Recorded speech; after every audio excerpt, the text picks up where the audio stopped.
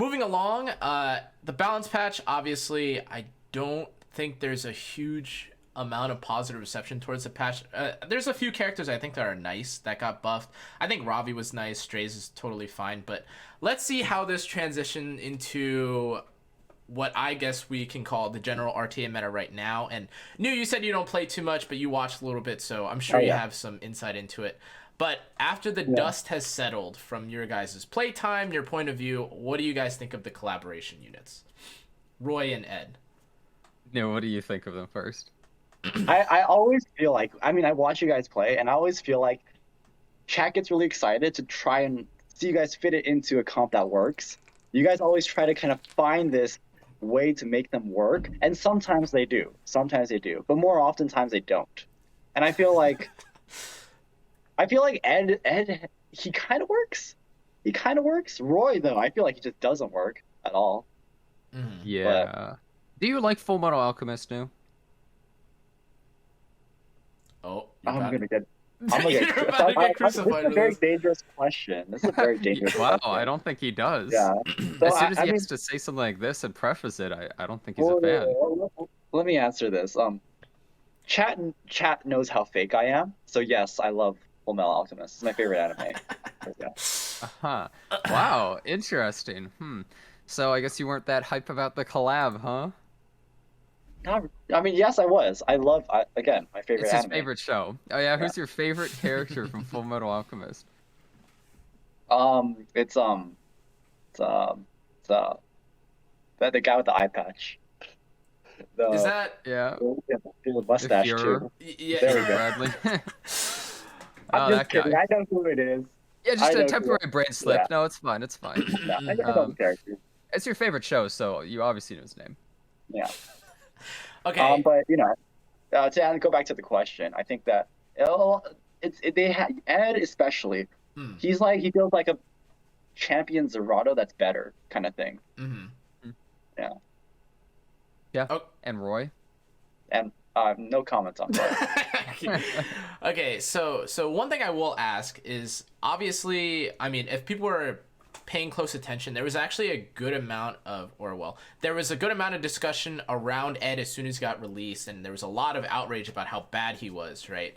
And then he got buffed, I think about a week or maybe a week and a half after the fact. And so the question I have for you guys is, do you guys think that Smilegate should treat collaboration in limited units specifically differently than an RGB or another character, so that they're able to, like, even taking aside what you said, Jenna, before about the 1 month of playtesting, do you think that they should at least treat these characters differently because people, can't just get them off of off of Covenant summons? They need to actually invest their hard-earned money or their Sky Suns into it. Do you think they should do it differently? They could do the Summoner's War approach, where what they did is they had their Street Fighter collab, and they ran the units. Then they're never running that collab ever again, but they made units with the same exact skill sets that you can get. And I don't know, that takes a lot of extra work if they ever decide to do that kind of stuff, because once a year units that are part of a collab that no one knows if it's going to come back, it's kind of a problem, right? They can't rerun Guilty Gear forever, right? At some point, if they keep adding collabs, what are we going to just have a collab every single month or something? Like constant reruns? What's going to happen? Or is it just going to be an anime game? Like, I don't know. Jen, actually, kind of to answer your question, yeah, they should definitely treat collab heroes differently. As you guys know, a lot of new players get into games through collaborations. And you as the developer or the publisher, you want to make sure that these collab heroes are viable and really, really good. It's like, new people want to use these characters. They come into the game, the characters are garbage, and they just, it just feels bad. Like, why am I playing this game? I played it for Full Metal Alchemist. I never get to use my characters now. So they should definitely be treated with special treatment. So, Jenna, you touched on kind of an interesting topic. I know this isn't in the little blurb that we have here, but there was a theory that was going around, right, about how people think that we won't be having Guilty Gear anymore. Because Guilty Gear... because that artifact or whatever because we were given that's basically portrait. Yeah, and then people are also... So, New, if you're unfamiliar, for anyone everyone should have gotten it. They basically gave us a free Portrait of the Saviors, which is an artifact that you're supposed to farm from the Guilty Gear side story. That and paired with the fact that people were essentially saying that with Irvlin's intended buff or with like some of the new changes that they have You're with supposed to hunts. replace Biken or something. Yeah. I Stuff don't like know. that. This is all just speculation and stuff like that, and just coincidences. So like, yeah, maybe it doesn't come back, but I feel like we're kind of reaching. It's the same as people always talking about like Rezo's the backup collab and all this, as if like they could just suddenly get ReZero in 2 seconds and then just start making all the units or something, you know, like I don't know. I think there's lots of tinfoil hat and speculation in the community about a lot of things, and you know, we can like kind of believe it, but we shouldn't lean too much into it, I think. Any thoughts new about collaboration length? I don't What, think he can like really return?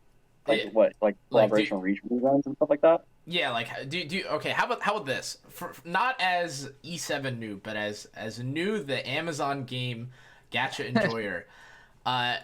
Do you think that there's a finite or like do you think you could put a date or like a time or a specific length for how long you think a collaboration should run for? It really does not come down to how long I want it to run for. There's Mm-hmm. too many parties involved in making those decisions. So Mm. like it's yeah, I have no influence on that. And no single entity has influence on that. There's just too many factors at play there. Mm. Okay. And now let's move along a little bit. So, as we mentioned before, we're talking about this kind of general RTA meta, and obviously, New said that he doesn't play too much. But, in terms of how the meta is, not so much about gameplay, but rather, do you feel like I think a little while ago, I think this was when Rimuru, or I think it was after Hwayoung had just gotten released. Smilegate, I believe, said something about them wanting to stick to their word of not releasing like super strong units and wanting to like break the game right before the season ends. Do you feel like Smilegate has kind of kept true to their word since then? Like obviously we have the global bans, but what are your guys' opinion on stuff like that? You know, no, I'm actually kind of curious since you were part of the internal process of, you know, the game, right? If any of this kind of stuff, if they ever like talk to you guys about these sorts of things or, you know, referenced your experiences with the community about the balance or something, or like, did they take your guys' feedback about a lot of this stuff and then decide I'm that, actually make that I'm decision? actually really curious, Kana. You say they put out the messaging saying that like they're gonna like not release any strong kit. Did they exactly say it like that? We're not They did releasing not. anyone strong. No, What? but they said, but They're didn't. going to be more careful Yeah, yeah, releasing yeah. They said units they were and like, like, you know, very vague, uh-huh, right? yeah. Yeah. And it Okay. was right after it was they made that post after Hua Young, so they kind of like slipped her under the rug a little bit, despite being pretty much the most disgusting character we've ever had released, which is fortunate, I guess, for Smilegate's timing, or very convenient for Smilegate timing. But in general, Mhm. I think they were leaning towards that. I know that there was a lot of outrage about it, which is why I don't think we had too many crazy things like that happen or have too many Hua Young-esque characters been released since. Actually, Jenna, has there been a single character released since Hua Young that was like so game-breakingly disgusting that like you had to ban him? Well, Like, I mean, obviously not, or we could yeah, name that in like 2 seconds, yeah, right? yeah, But right. So I would say the next best character that got released was probably ML Pavel, right? I Emil think. Pavel is very strong. Yeah, I would agree. Yeah, So probably. let me answer your question, Kana, in terms of how our branch was involved with like balancing and stuff like that. I want to preface and say that our team in Korea was very, very familiar. They knew that our branch was very knowledgeable about the game, and that's because I destroyed them in the internal tournament. Yeah. You and Mashu like got almost like he almost got to the end too, right? Yeah, he gets to the semifinals, and I made yeah.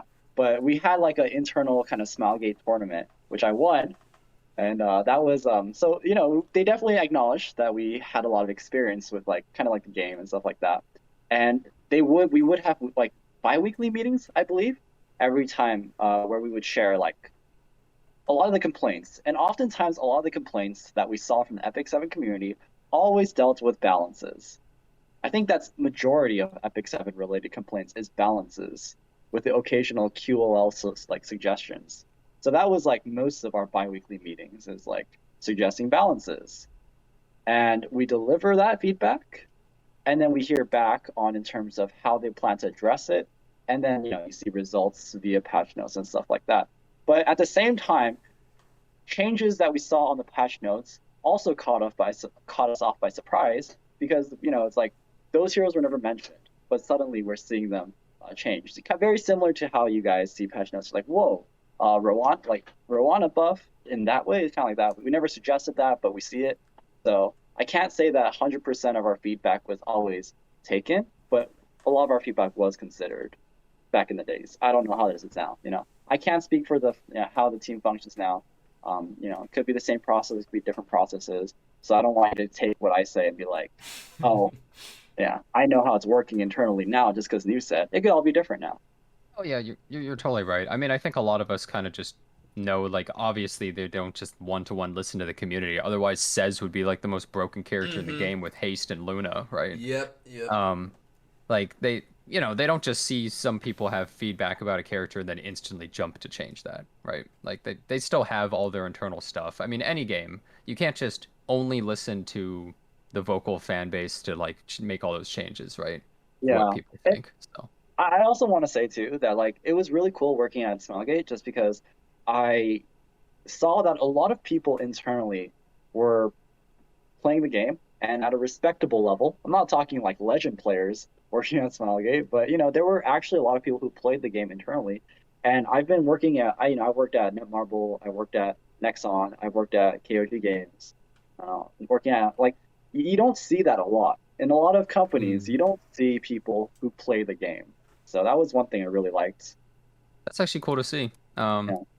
Yeah, you're trying to win some points back with Smilegate right now in the middle of no, just kidding. I mean, I have to be careful. I have to be very, very careful here today. No, yeah. Okay. Yeah, we don't want you to say anything too crazy. Yeah. So you kind of mentioned it a little bit too about like you don't know how like things have changed or like some of like a good portion or let's say a decent amount of your suggestions were taken into consideration or at least they were suggested or thought about from the actual balance team or this KR. Yeah, why do you think Melissa got buffed so much? Yeah, okay. Yeah. Well, Actually, whatever though, case. Jesus. Is there any change, and like we could start with Jenna here, that you specifically think Smilegate should implement for specifically PvP? It doesn't even necessarily have to be just RTA, but maybe even like Guild War or Arena that you think should change. And then I think there's a lot of changes with PvP they should do, especially to get more people into it. I think PvP, it feels like it. I know there's still so many people that play PvP, but it almost feels like it dwindles more and more, and you just start seeing the same faces over and over, especially in RTA.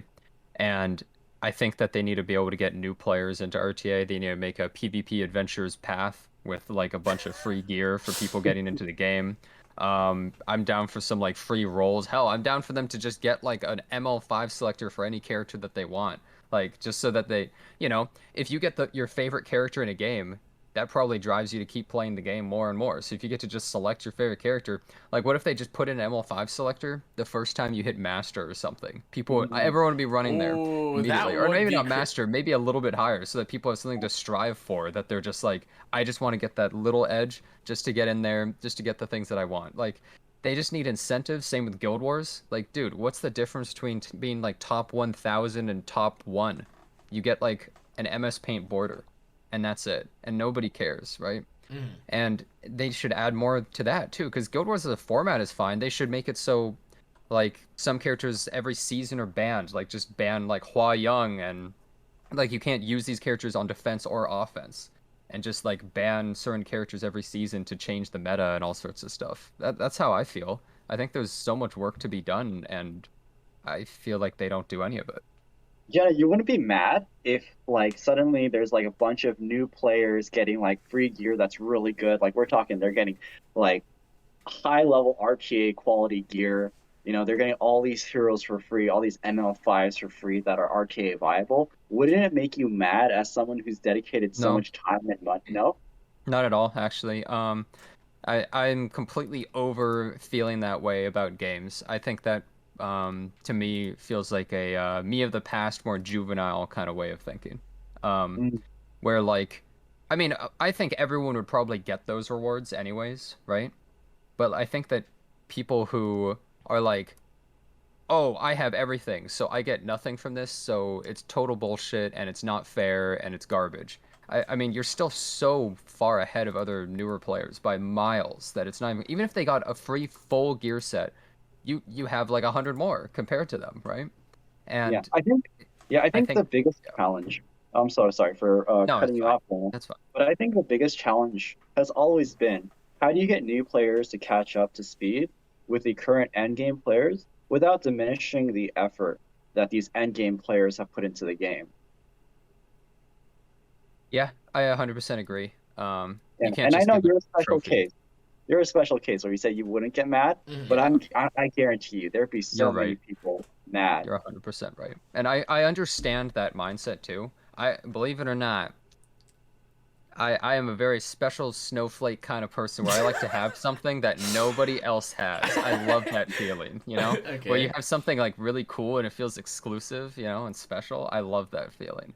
But Yeah. I'm not gonna let that feeling ruin everybody else's experiences in the Hmm. game just because I want something that other people don't have or something, because I think Hmm. that's just like it's a bit ridiculous, isn't it? Hmm.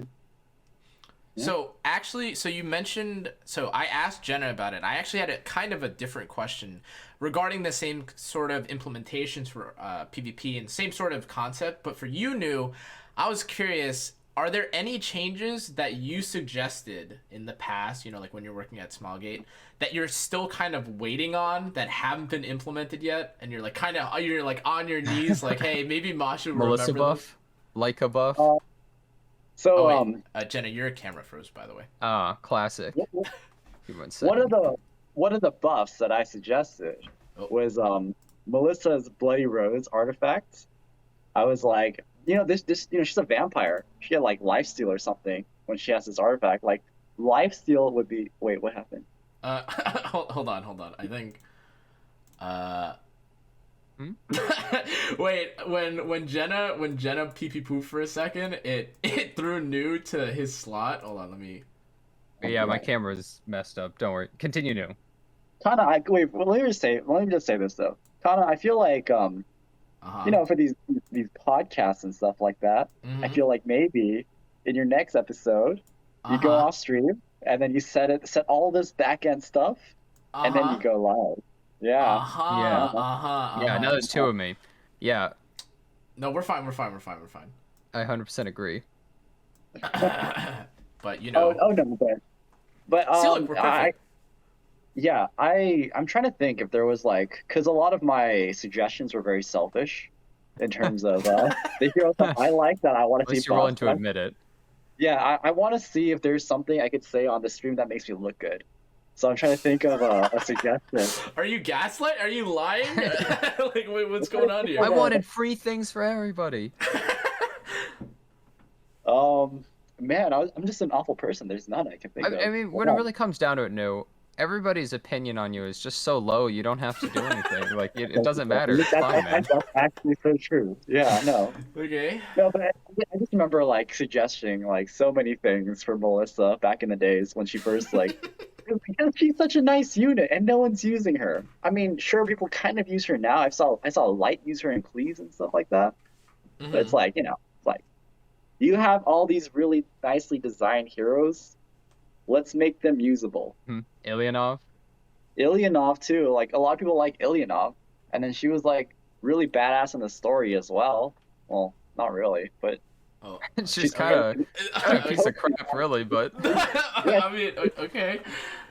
no, But you're right. people are also gonna hate me too. But I feel like a lot of the characters that should get like looked at and kind of retuned should be some of the more popular ones. It's I true. know I Yeah. know a lot of people said back when I was working, people are like, we need to buff haste. We need haste buffed. But come on, really haste? Yeah. How many of you guys is haste your favorite character in Dude, Epic 7? I actually like I always wonder about that. You'll see always people complain about like Haste and says, dude, Haste gets Yeah. buffed. Nobody uses him and nobody even asks for another buff. It was just like a meme, basically, right? Like nobody even cares that he got buffed. It's the same with like Says, right? Everyone is still complaining about Says. He's gonna get changed. It's gonna be a garbage buff. nobody's ever going to talk about him again like he doesn't even exist. And I know there's a few people that probably really want Sez to be good, but unfortunately, you're going to be a victim of like Smallgate's like, fine, we'll balance Sez, fine. You want it? Here's your crap, and now we're never going to change him again, right? Like, that's what it feels like they do for these characters that like people just nonstop complain about, is they give you some like little crap changes or something, then they just send you on your way, and you're like, okay, done. Yeah, because you also have to think of longevity too. You know, it's like a lot of people who play like gacha games or mobile games in general, they kind of get, and I'm not saying everyone, but a lot of people do. They look at a character from the game and they go like, damn, I like that character's design. I'm gonna start playing this game for that character. And it's like, oh, this character's so shit in the game, and I never get to use this character I like. So that's why I think for longevity purposes, it's really important that like the characters that attract the most people should be like at least usable. You're right, I think. Yeah.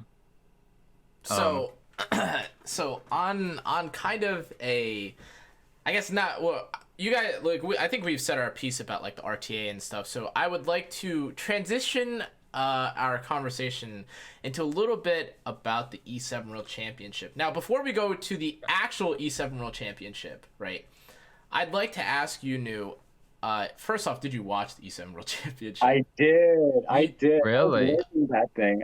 You guys did a great job, by the way, Jenna, Kana. Wow, Thank you. Pat on the back. Thank you. But so if you did watch it, I'm kind of curious.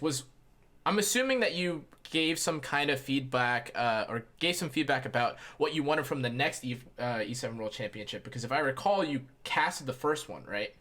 Yeah. So was there anything that you saw from the current E7 World Championship, or anything else that you wanted, or any critiques, feedback you had about the E7 World Championship that you'd like to see for the next one? I guess season 3.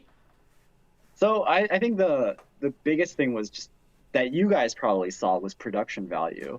It was insane. Yeah. Like before, it was like you and Mosh were in like a shack, pretty much. Yeah. Like...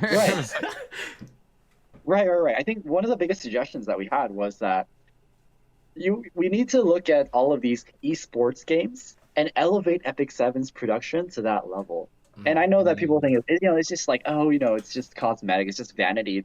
What really matters is like the game, and like, but it really doesn't. The game could be amazing, but if you're displaying it on like a wooden shelf, it's it's like viewership. It feels official when you have all this other stuff. It feels like a real big thing. Right. So I think that this time around, the Epic 7 World Championship, it felt real. Yeah. Yeah, I think they did a good job. Did Not paid comment. Did you see anything about Phantom's interview, the winners interview? It actually just came out recently. I don't know if you were able to. I saw bits and pieces. I saw that he wanted a shoe skin. Yeah. A cat shoe skin. Oh no, I think that's brilliant. Jenna, you're frozen again. But oh my god. That's okay. You've got a good. I hate everything. Okay. All right, let me wait a second. Take a look at this. I'm gonna have to get a new camera at this point. Yeah, I mean it's okay. Oh, look at that, easy. All I have to do is hide Jenna's camera. Oh my god, I'm genius production value. Oh my god, it's fixed. I don't have to move stuff around. Okay. So with the shoe skin, right? It being a cat skin. So I'm kind of curious. There were a few things actually that happened. Actually, I didn't even get confirmation about this, Jenna. I don't know if you did, but there were people saying like the most outrageous things about like the rewards, the end rewards for the E7 World Championship. So initially they showed this ring that everyone's getting, which is really cool, and people thought it's not for everyone, it's just for the winner. I was like, that's the stupidest sounding reward ever. Okay, anyways. And then the skin was also apparently, I guess like leaked in like a DM between Phantom and like his translator, that it was supposed to only be for him. But that makes no sense. Just wouldn't make any sense. Like, yeah, Smallgate doesn't need bad PR right now or anything. Like, why are they? That would be such a boneheaded move. Yeah, there's no way. There's no way that's going to be like a single person exclusive skin. Okay, so think about how much time and effort it takes to make that. Why would they just put it only on Phantom's account? But so then I was curious, New, is there anything is there a character that you would have wanted for the E7 World Championship for the E7 World Championship skin? I know Jen and I kind of mentioned on the cast what we wanted. Okay, I know you guys are thinking the obvious answers here, but I think that Phantom picked a really good one for Shu. I think Shu's a really good candidate for her skin because you look at her design and you're it's like, awful. It's just awful.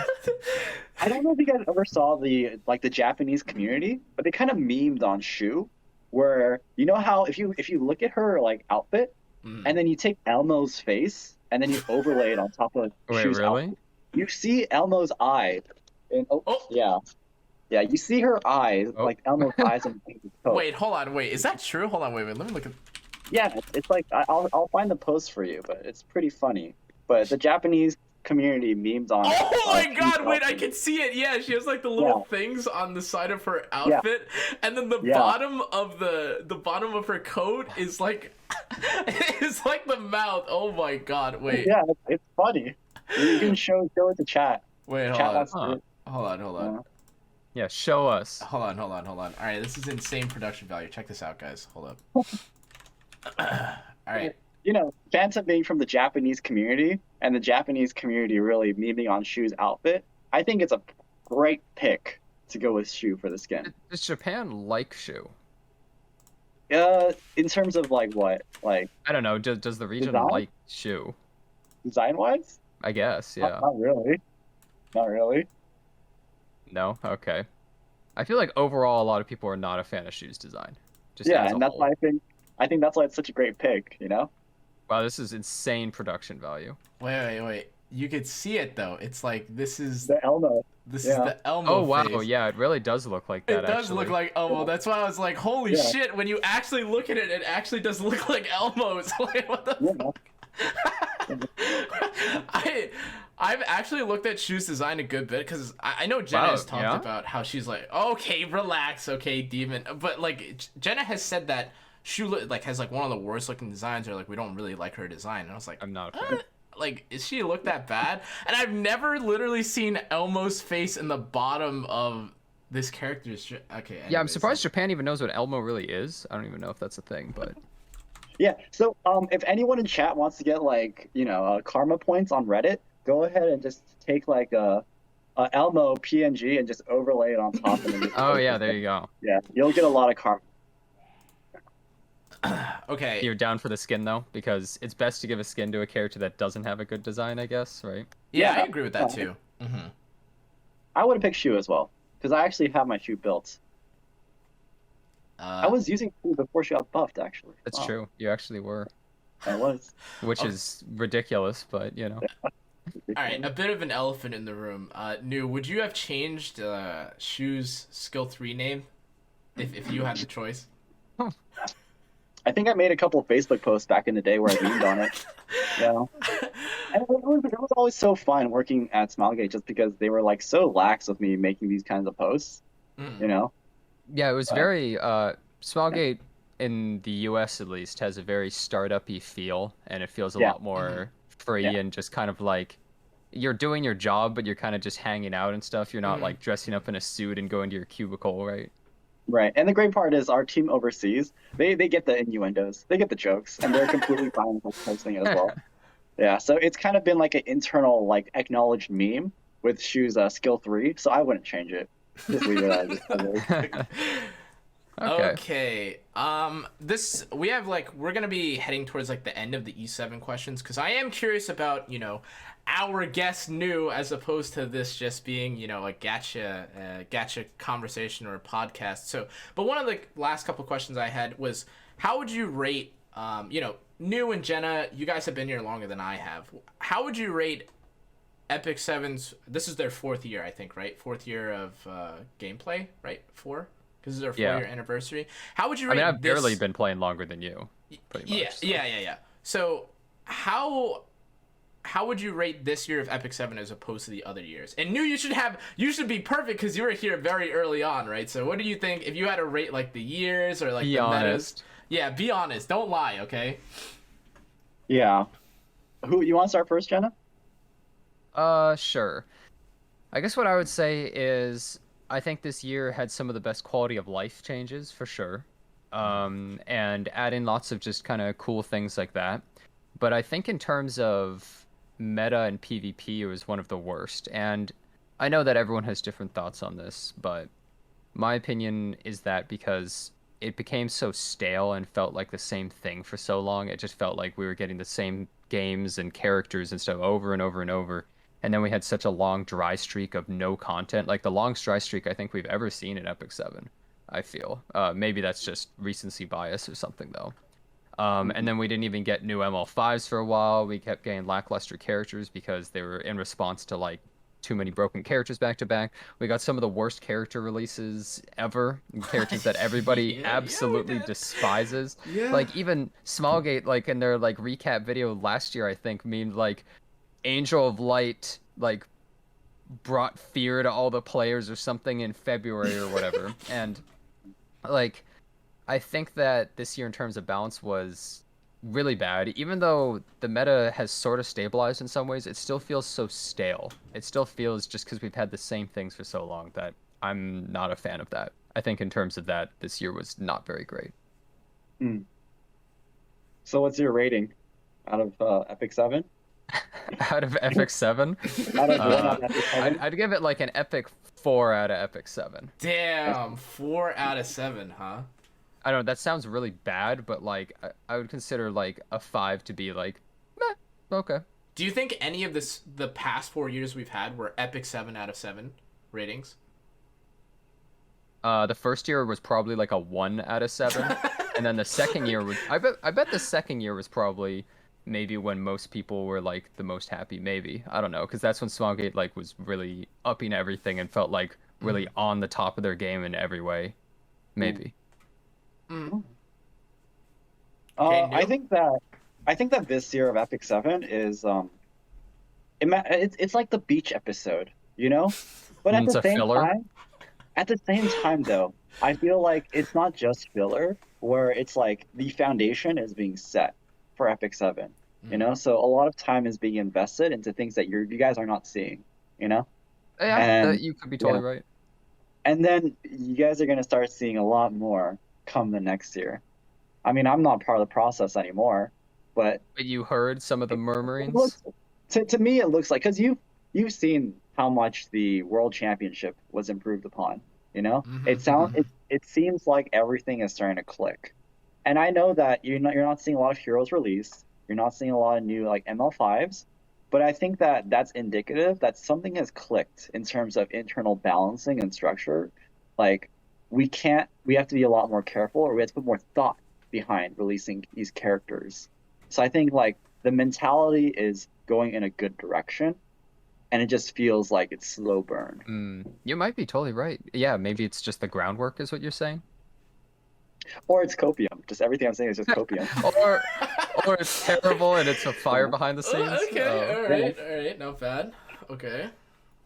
But I would give it a solid Epic. I think 4 is a good assessment, but you know, 4. like, oh, it's new, haha, news never gives good ratings, or 3 out of 7. 3 out of Whoa. 7. Even lower. It's just because I'm not there anymore. If I were there, then it'd be a 4. Oh yeah, it would be a 7 out of 7. Okay. Got it. So there is actually one other thing that I was curious about in regard to I guess like kind of related to Epic 7, but kind of a nostalgic moment, I guess, for you, New. Is there anyone, maybe a few maybe content creators, some individuals from the community, or maybe a past co-host you had that you missed the most out of everyone that you worked with while you were at Smiley? So I'll tell you guys like I'll tell you guys a little story. So I don't know how many of you guys know me from way back when I worked at Nexon, but there was a lot of like internal drama when I worked at Nexon, because I wanted to start partnering with all these content creators. I wanted to bring them on board and start working with them more closely. We actually Jenna, don't worry about it. I know. Yeah. Okay. I just want to let you talk. Yeah, go ahead. Okay. But yeah, like for example, we even had Lily Pichu, who wanted to come to the Nexon office and just do like a vlog style for the whole thing. And then I was super excited. I kind of like told management about this like crazy opportunity. And then they told me that you're not doing this for the better of our company. You're doing this for the better of yourself. You're trying to establish connections using the company for yourself. And I was like, damn, like, Oh. wow, I can't believe you just said that to me. I was, you know, you can believe the company or you can believe me, but I'll tell you right now, I have no connections with Lily Pichu. You know, I literally worked with her for a couple times for the booth, for the Mabinogi booth and all that stuff like that, but never did I retain that connection because there's no point.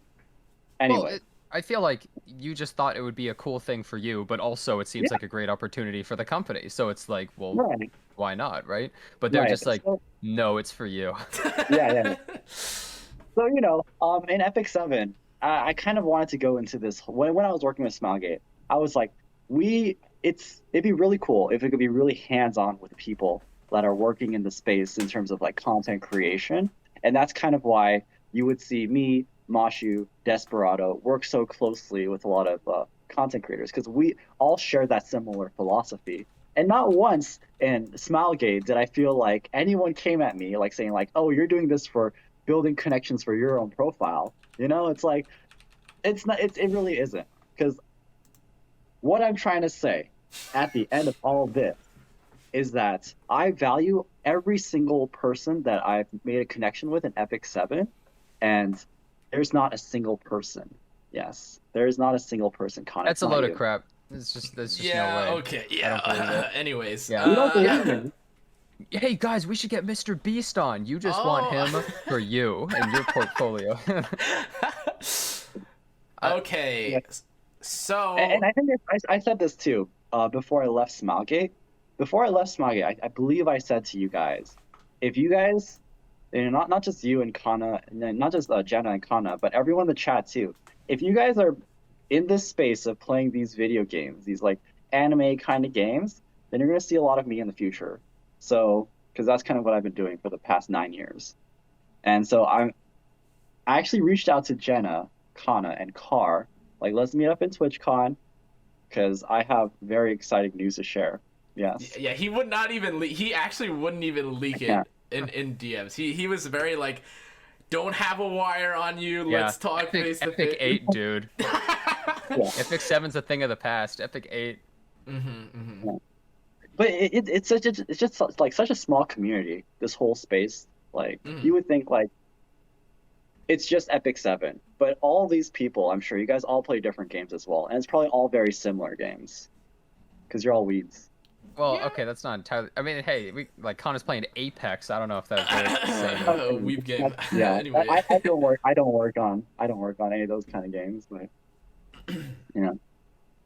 Yeah, no, that's But totally true. I appreciate all of you guys. I appreciate all of you guys. There's not a single person. Yeah. Not Okay. even one. Who do I like the best? Who's my favorite streamer? Okay, no. Don't choose favorite. Who do you watch the most? That's easy. Who do I That's watch easier. the most? Yeah. Like these days? Who do you have the most Uh, channel points? Or whose channel do you have the most channel points in? I would say probably you, Kana, but it's not because I like you the most, but it's because like I feel like you have the smallest viewership from all the He streamers. has that to I watch. boost it. Yeah. So it's like, I kind of feel bad. Yeah. No, I get that. Right. Just gotta camp out in your boys' chat. Well, Like I'm sorry, Kana. Everyone else is getting a little bit too big for me, and I want to go into chat and say hi and feel special. But I Yeah. So can't when he do that. talks, the chat doesn't move too fast, and he reads your Exactly. comment. If I go to Jenna's stream, no one's gonna see me. And if I go to Light stream, It's like Light such a lie on like anyone's stream. whew.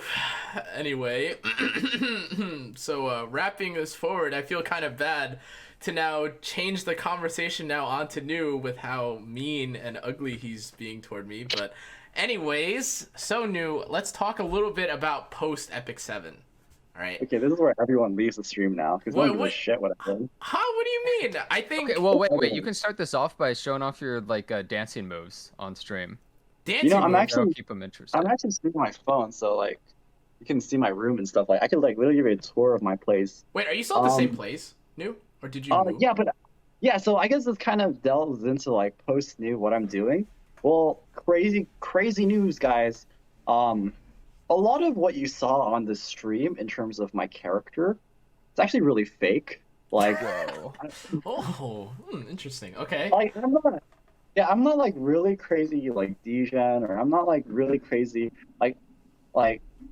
Well, what's the thing? I think self-deprecating comment, like comedy, is what I did a lot, right?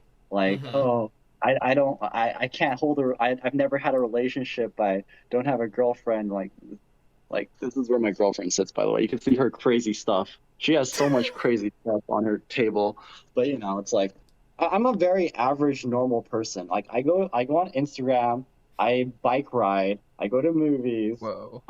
do very normy things, and all this like thing on stream you see is just like, man, just a kind of a character. But I'm buying a house, by the way, so I will Wow. have a house. Um, Smallgate paid really well, huh? On Yeah, I know. Amazon. Jesus, man. Oh my Damn. God. Jenna, we're getting sky stones and That's he's where getting a everyone's money house? went. Yeah. Yeah. What yeah, the? What? yeah. So as soon as I left Smilegate, I'm buying a house now. But yeah, I'm buying a house, and that's going to be in October, so we're moving very soon. Wait, is it Oh. still gonna be Um, like in LA? no, it's actually going to be more towards San Diego. So Oh. yeah, yeah. So thank you guys, thank you, chat. Yeah. Yeah. Thank you for all your I'll, purchases, all those monthly packs and leaf packs. All the yeah. Melissa polls. Oh, straight directly to News Hey, you should Pocket. make commission or something. I wish. Holy Use shit. creator code new, Yeah. and I get a percentage. Yeah. What else am I doing? Oh, I'm like super invested in cosplay lately. So I have, on my Instagram, I'm posting a lot of like cosplay and stuff like that.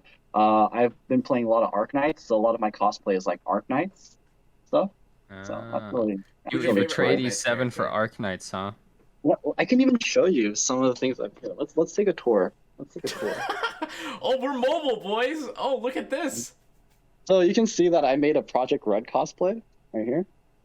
I Oh, actually made this. Oh, what Yeah. the? Wait, oh do you see wow. it? Yeah, Yeah. I Yeah, we actually can made see this it. all myself. Yeah, this is all I like I remember made this all place. this. This is where we went to Yeah, drink. Okay, Yeah. wait. Tell videos. everybody that I actually drank a lot of soju. All Oh yeah, right. Jenna can drink. Let's see. Do I have New any food? was literally spam filling my glass with soju the whole night, and I was drinking all of it. I drank more than like anybody else, but nobody Yeah, believes me. yeah, no, Jenna can drink. He gets really. Did you? Wait, no, you do get really red, Jenna. You get pretty red. You drink. Yeah, I think I get pretty red. Yeah. Oh, look who it is in chat. Pepe laugh. Shut up. But yeah, like we're doing a lot of cosplay now. We're moving. I do a lot of dance as well. I'm actually performing at a studio that I cannot disclose. Wow. What? Oh, But okay. yeah, so we make a lot of choreography and things like that. So very normy things. Yeah. That's pretty Yeah. cool. I mean, I don't know if that's really all that normy, honestly. Like, but Touching grass, yeah, biking. making Like the. cosplay. Yeah, pretty decent, I would say. But I have to ask then. So you said that you've been playing a lot of Arc Knights, right? So first Oh off, yeah. so your favorite Yeah. character, and is there Who do you think it is? maybe any PC games or anything that you've been playing recently, or Oh, PC games. Okay, yeah. So I've been playing a lot of Tower Fantasy as well. uh huh, Yeah. Oh. yeah, Yeah, we talked about that. It hmm was Yeah. okay. I think a lot of people went into Tower Fantasy really believing that this will be the Genshin killer kind of thing, right? Oh, dude, There's a lot anyone of- who thinks that is dumb, honestly. Yeah. Like, that's just like any game that comes out, people are like, it's the something killer, but nothing Yeah, kills a yeah, yeah. game other than the game itself. That's just like, look at Summoner's War. It's still alive. It's still Yeah. crap. I think if anything is going to compete in Genshin space, it's not Tower of Fantasy. I mean, I know people are like, oh, it's very similar in sense like you're exploring It's open different. world, you're picking chests and stuff like that. I think that Genshin's greatest strength is character design and the characters in general for Genshin. If you're going to compete against Genshin, you're going to have to topple them in terms of like that space. Like every time I go to con, there is Genshin Impact cosplayers, and that is the most overwhelmed like category in cosplay. You would think it's Demon Slayer, but it's not. There's more Genshin cosplayers. Yeah, I than actually Demon would. I Slayer was just thinking about that. Oh, What the you fuck? say that, but there's a lot of people wearing some strangely green and black checkered shirts, and you have to Yeah, be like, holy is this shit. guy Tanjiro, or is that just Oh his my shirt? god, yeah. Yeah, but this is what I'm saying. Genshin Impact, the characters have driven. It's created this cult following where you have so much fan art made every day. Epic 7 fan art that doesn't even have a blip compared to Genshin. I mean, this is why You I've know, been like saying Smallgate should, like, under the radar, pay like a bunch of hentai artists to make high quality. It's true. Look at Azur Lane. Do you think anybody plays that game? Because do you exactly. think, oh, I found this. Oh, there was this TV ad for Azur. No, they were jerking off, and they're like, I like this character. What is this? Oh, it's Azur Lane. I can't believe it, right? And Smallgate is Yeah. completely missing the point, and they don't understand their audience. It's the same as Arknights too. Do you think anyone actually likes Arknights? I'm sure some people like Arknights gameplay. I play Anybody Arknights. like this game? I play Arknights and I don't give a shit about the gameplay. You know, it's like, but then, like you think of the characters and you're like, damn, like the designs are so cool. I want to consume content about this like game that's not in the game. Yeah, that's it's a very like marketing way of like saying it, but yeah. And I think that that's what Epic 7 has always been missing, is that the game it feels so focused on making improvements of the core gameplay, but it never really tried to venture outside of the game in terms of attracting an audience. You're right. That's the opposite of Genshin. Genshin does nothing for the gameplay, and Yeah, everything is outside, right? Gameplay in Genshin's and that's why Tower of Fantasy is never going to compete with Genshin Impact, is because the game itself offers so much more than Genshin. You have better co-op content. You have like the game itself feels a lot more fun. The action in general feels a lot more fun. But why is viewership already like kind of declining for Tower of Fantasy in terms of like Twitch viewers, overall interest? Why is there very, very little fan art for Tower of Fantasy on Pixiv or anything like that? Why is there cosplay has not become mainstream for Tower of Fantasy either? Because no one gives a shit about the Tower of Fantasy characters. They all look so generic, so uninspired, and just so bland. Unpolished and stuff. Yeah, they tried to mix this like preset character with character customization kind of thing, and they didn't master either of those. You know, the character customization is not even that great. The preset characters not even that great.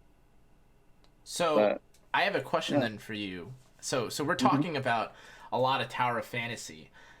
yeah, That's a game that has come out, but there recently, I'm sure as like a lot of people have known, there's a lot of gacha games like on the horizon coming out. So do you have any interest, or do you think okay, let's not call them killers, but do you think games like Zenless Zone Zero, Wuthering Waves, or any of these other games can compete with Genshin or exist in the same space?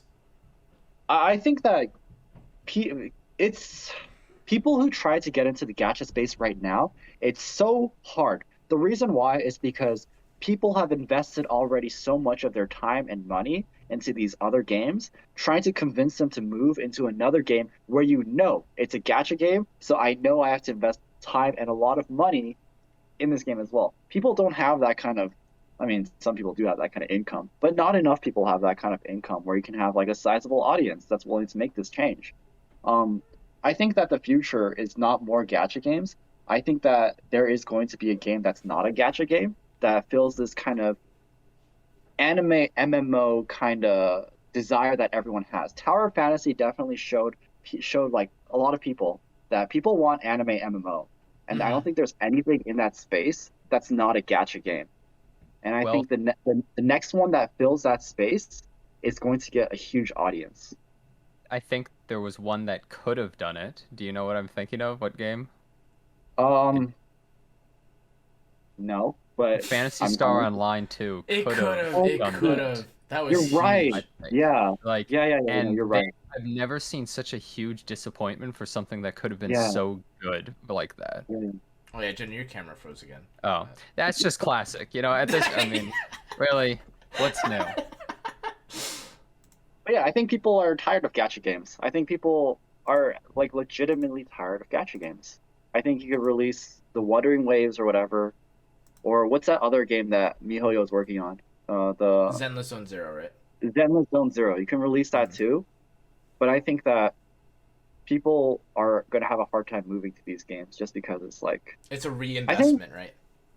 yeah, I think gacha games just you can't experience the fun in them unless you spend money, and people are becoming aware of this knowledge.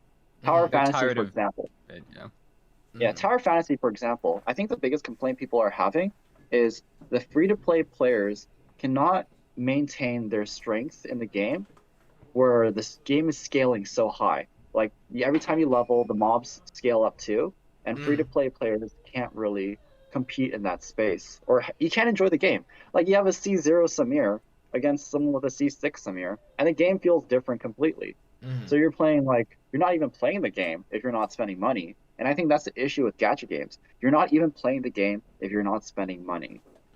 So the next yeah, No, no, sorry. yeah. You can continue. My bad. I didn't mean to cut you off. Oh no, I'm just saying. So the next game that comes out that fills this anime kind of like void that you can feel like you're playing the game without having to spend money, I think that will find success.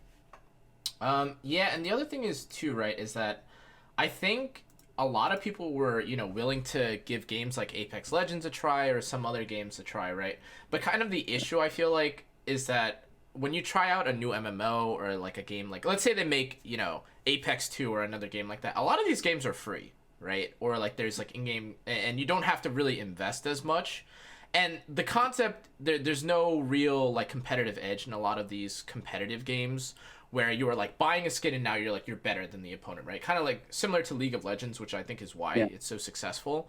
And I definitely feel like, especially after trying so many gachas, I'm thinking to myself like, I have a little bit of sunk cost with Tower Fantasy, but if I were to go into another gacha, I might not do the same thing because I don't really like. This is basically only my third gate, like my third gacha, I guess, You because I spent had way too much, way too fast in that game. yeah, because I had faith in Tower Fantasy, but I went.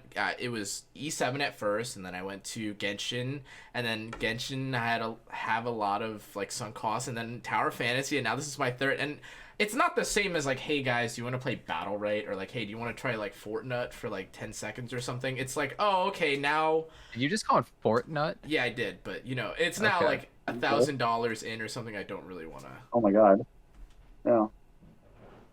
Yeah. Um, I think you might have a point that maybe people are getting tired of some of the gacha game stuff, Mhm. but I think the gacha space is only going to grow overall. You think Um, so?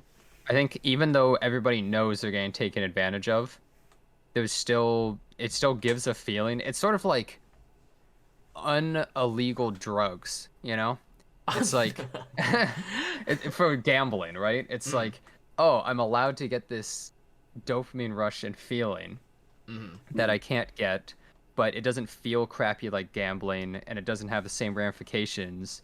But then you're willing to spend money and you get cool things out of it that you really enjoy, and you can't get that out of a normal game. Like League of Legends, what's the same feeling? Like you open one of those Hex Tech chests and you get like a legendary skin or something. Like Mm. it gives this feeling that you can't get otherwise, that you can just throw gacha into any type of game, and then people are like, "Oh, I love that feeling, and I like this game," and then they play it. Mhm.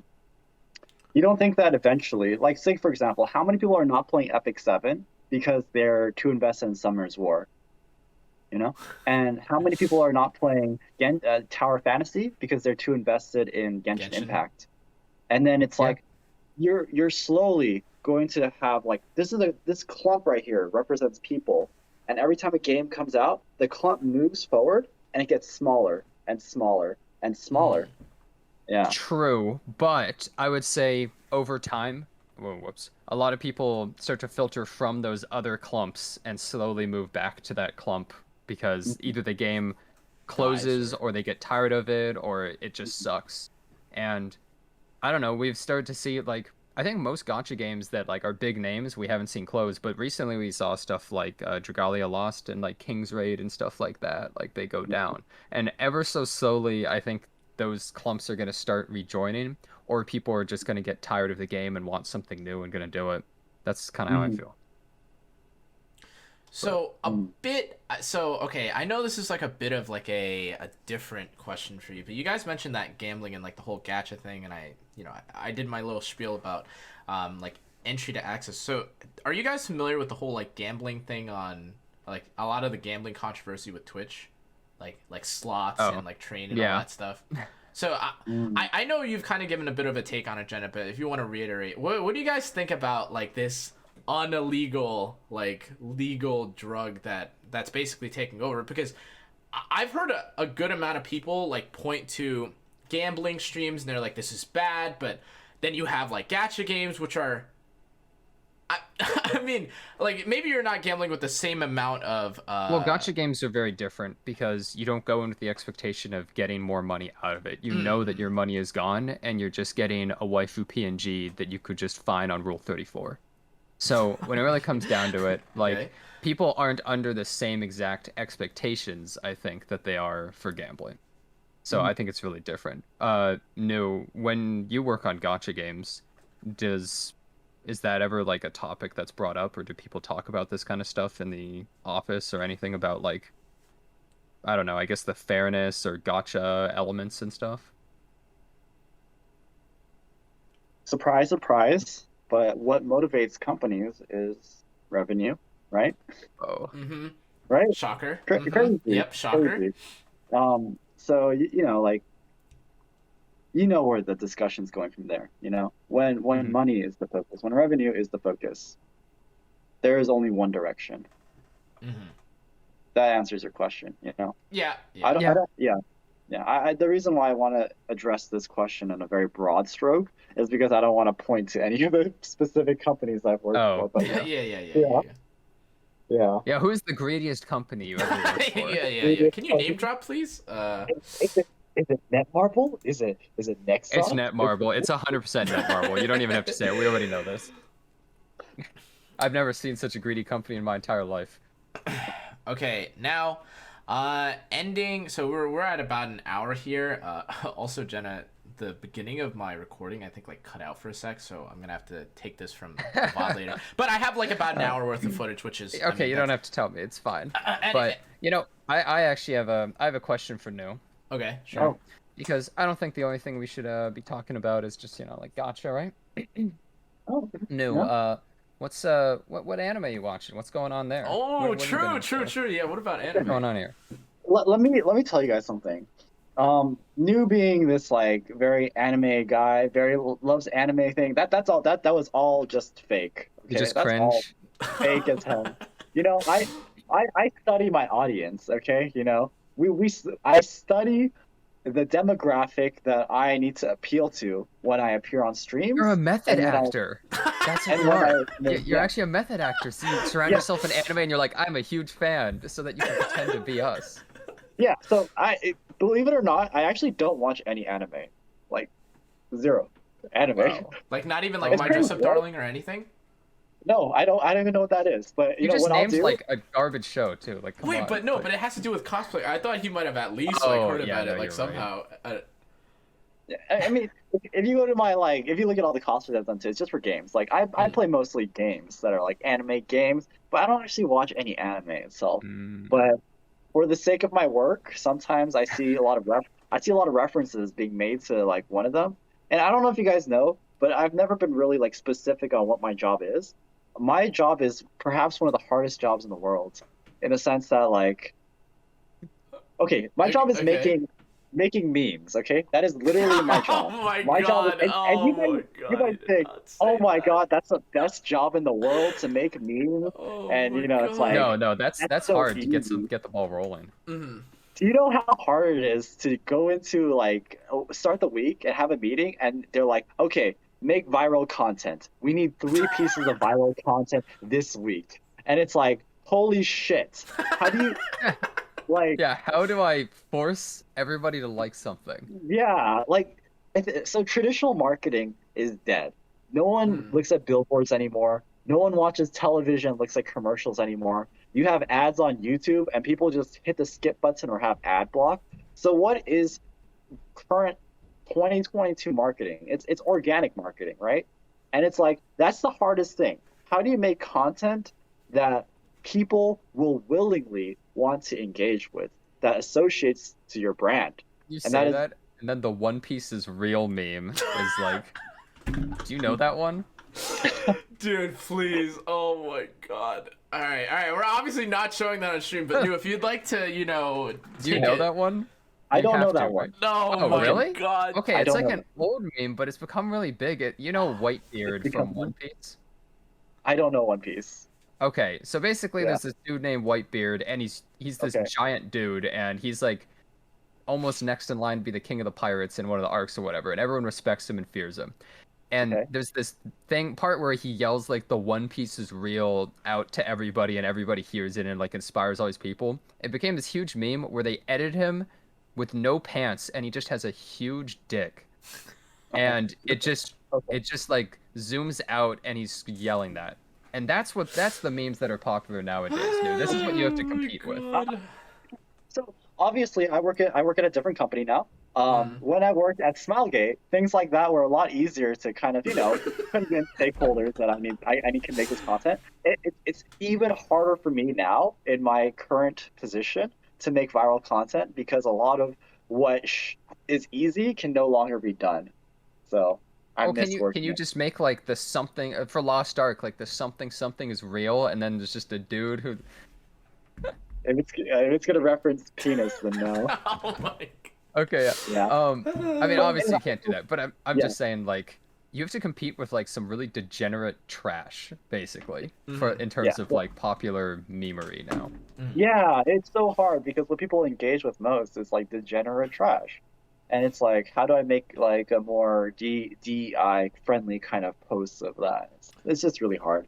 Well, like, but anyway, going back to your question, Kana, I will go back and like look at anime and look at because this is my audience, right? These are the people who get these references.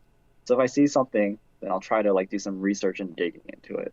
That's why it seems like I know anime and stuff like that is because I always look at what's popular and kind of do research and stuff like that. But I I'm don't not actually gonna. watch an anime I myself. really would have pegged you as an anime watcher. Like you really could have told me that you weren't. I would have been like, yeah, he probably watches. Like I. How old do you think I am, by the way? Wait. What'd you say? Sorry, can you repeat How that? old do you think I am? I I'm gonna actually say like know. 29, 30. I know Yeah, how old maybe. you are because you Yeah. and Masha have the same birthday, right? Yeah. Yeah. So like Wait, I'm like not the getting same exact birthday? Yeah. Right. What? Same year too, right? Aren't you same year? Yeah, same year, same day, same month, same What the everything. hell? Yeah, that's what I was gonna say. Cause they. What so, are the odds of that? yeah, That's so I weird. know Yeah. Masha's birthday. That's why, and then I Yeah. also know Yeah. news You know agent. how I am. Yeah. So it's like Yeah, I same think mom, same family, same country. what I'm trying to say is like appearance wise, I look like I'm fitting in with the kids nowadays, I think. I hope so. I But think it's still a it's like strand of white, you know. Yeah, I was gonna Yeah. say you're really not convincing with. this is not intended, okay? This is my I know. natural hair. I have naturally white hair and stuff like that, but it's like Okay. but like yeah, I want to I should watch anime though. I should. Okay, but do you watch? Okay, you don't watch anime, right? You watch But anything? yeah, do you watch anything? Do you watch shows or like is there something? Yeah, of course I watch shows. What do you What's watch? the latest show that I watched? I've been watching a lot of Shark Tank. Yeah. Me too. Me too. I've been watching so Yeah, much. I'm Oh so my god, hyped. it's a disease. It's a disease. great. Oh my Yeah, god, the that's rabbit okay. hole. Mhm. Oh my god, I've been watching. Shark Tank's it. actually pretty fun. Have you ever seen Yeah. some of the like edited Shark Tank videos of them just like a kid comes in to like Yeah, and then pitch a it's like product, Kevin and they O'Leary just calling yell it at him, shit. and it's Yeah. just like you're an Yeah. idiot, you're a complete idiot. Like all of them just getting on the kid's case, and it's like get the hell out of here. Like, I have. Yeah. I've seen all the Barbara edits as well. Mhm, Love those. mhm, mhm. Dude, that's so Yeah, so Shark funny. Tank.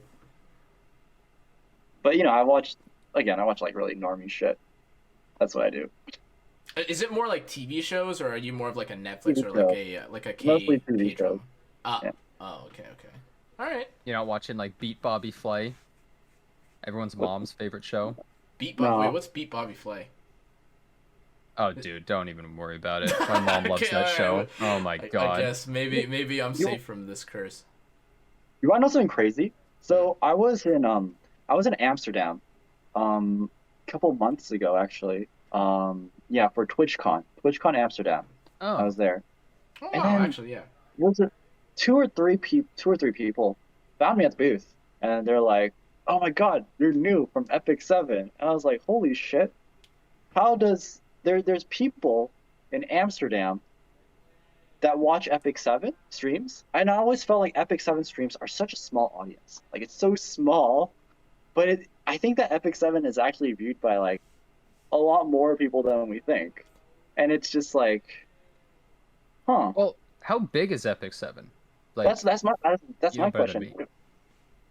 That's my question too. How big is Epic Well, 7? the I thing always is, thought it was Do you not a not niche do you game. not really know? Like, I or thought it like, was a small niche game. I always thought it was a small niche game. well, it kind of is, but it has a strangely large Twitch community, Hmm. I mean, Right? and YouTube even. have you guys I think ever? Epic 7 is the fifth most viewed like gacha game. Is it not fifth? What's it behind? Except so Obviously Genshin, Genshin. and then Tower Fast just recently came out, okay. and then I'm pretty sure it's Then ahead of not Not Dokkan counting Battle FIFA. now. Yeah, FIFA doesn't count. Let's not be psychotic here, but no, because FGO. I haven't really seen much. No, nobody really watches FGO comparatively. Oh, so Epic 7 is actually pretty big on Twitch. Wow. It's got to be like third or fourth because because it's actually funny you mentioned that because I was looking through the other day and I was looking at like Ardor Gear, literally zero viewership, zero streamers. I looked at Counterside. Counterside I think like dead at the time, Yeah, but well, like apparently most they have only almost none, yeah, like ever. and I wonder why. How did that happen? How did Epic 7 get such like a Twitch kind of I cult mean, following? hey, it's just the community aspect and just yeah. people talking and sharing their enjoyment of the game. People who are into Epic 7, a lot of them are really into Epic 7, and it's more of a main game than some sort of just like thing you play on the train and then you just, on your commute. The other thing is And too I think is that sorry. I was just gonna say, and I think that you guys as community managers making it more feel like a community and like a human aspect to it than just a company also really helped. Yeah. I also saw Lucari, by the way, at TwitchCon. Yeah, Oh, really? He was at Amsterdam. He was at Yeah, Amsterdam. he was. Yeah. It was actually really crazy. So I was waiting in the Amsterdam airport for 5 hours because they only have like a single airport and it's really What bad. the fuck? And Okay. yeah. Lucari was in line too, like right in front of me. And then we ended up sitting on a plane. And he was right in front of me on the plane as well on the way back. What? Did Really? you say hi? I mean, Yeah. You know what Wait. you know what Lucari asked me, by the way? What did he ask? He asked me like, "Do you ever regret like leaving Epic 7?" Because because I think Lucari sometimes regrets what leaving Epic 7. So I think that Epic 7 to him is like the like Poison? his ex or Disease? something. It's like the one that got away, Like, and he always thinks like, what could have been, That's what it Yeah. feels like. Well, Yeah. wait, what do you Do think I about regret- him deleting his account? Did you hear about that? I saw the whole thing, by the way. I was there. Yeah. I was there for that moment. He he needed to do it to unshackle himself, though. Yeah, Mhm. yeah. I think I think I saw I think it was bittersweet kind of almost in a way. It was so poetic. I was watching that whole thing and I was like, wow, like this is amazing. It was 'Cause I kind don't of like a play that much euphoric of- moment, huh? It's like a soap Yeah. opera. I wonder how I feel if I deleted my account. Oh, Don't do it, dude. Oh man. I think you would just feel bad, and you would just be like, "Why did I just Yeah, do that?" I would feel You'd be kinda like, what empty. was that? Yeah. I mean, I don't know. well, I mean, it's a conversation piece for him now, so I guess But- you can talk about it, but Yeah, to answer his question though, when he asked me if I regretted leaving Epic 7, I regret leaving Epic 7 because I don't get any of community management is a role that has a lot of different facets. You have influencer manager, who is considered a community manager. You have social media manager, who is considered community manager. And then you have the, like Discord engagement, public relations, and that's also community manager. I work at Amazon now, and community team actually has an individual for each one of these facets. You have you have a manager who does social media. You have a manager who does like player relations, and you have a manager who does like all that stuff like that. So I don't get to have these kind of experiences anymore. where I talk to you guys or work with, like content creators. And I'm just kind of always there just making meme posts and scheduling posts and stuff like that. We need 3 memes by tomorrow, and you're Yeah, like, oh I crap. was Yeah. actually meaning to say that as like a short aside. I Uh-huh. interned at a company in my junior year of college, like Mhm. doing that exactly, like making memes for like this. It was this. Have you ever heard of like Dexerto? That site? It's basically a copy of Uh-huh. Dexerto called Double Tap, and I was I see. literally like, I would scour through Reddit, and I was like, wow, most upvoted post. Like plug and chug, like hey, credit to this guy. This is my meme post. Like ha ha ha. Like this happens in Apex Legends, and I was like, this is the Oh my. most like dehumanizing experience I think I've ever felt in my time. I'm trying to make people click on a funny like haha joke Yeah. post. You're trying Like to engineer memes yeah, like artificially. oh my god, dude. And I had explained to people what I was doing that internship or like what I do at my internship, and I was like, yeah, I rip Reddit or like I look on Yeah. Twitter and I like steal memes and jokes, and it's kind of but anyways, like going back to what you were saying though, like did you Yeah. like actually about like TwitchCon and Amsterdam TwitchCon, I'm actually kind of curious. So you said that I'm assuming you had to go there because of your job, but do Yeah. you feel like in terms of like E7 viewership, like did you ever watch E7 in the mornings? Because you guys are both kind of confused about like the EU player base, right? Or you guys weren't really familiar with it, but if you ever tune into like a lot of the morning streams, because I used to stream in the morning, and a lot like all the European like players, it felt like were always there. Like I had Stanley, like who's like notable, and then like Elvis obviously like awake at the same time, and there were like a Yeah. few EU people I feel like that were awake at that time. So I Yeah. saw a few of them, and it just makes more sense time wise because I think right now it's literally like 4 a.m. for them, right? But like, Mhm. did you ever watch or interact with any of the EU players since or like anything Elv else? was the one I found, right? I found Elv Mage. You I, found out. I, yeah, I introduced him into like the whole kind of program and everything, actually. Yeah. So like, I was really Got your scouting bonus. when I Wait. was, yeah. Oh, sorry, no, sorry. Go ahead, go ahead. But I'm gonna ask a Well, question after. when I was working at Smilegate, I don't think there was a single day I went where I wasn't like watching someone stream, you know? Hmm. Like from start of day to end of day. And I was always up really early just to watch streamers because I was genuinely having fun watching Epic 7 streamers. Hmm. Uh, and I think that's why I'm still watching Epic 7 streamers. It's just genuinely fun. There's just something about this game that I'm still trying to understand.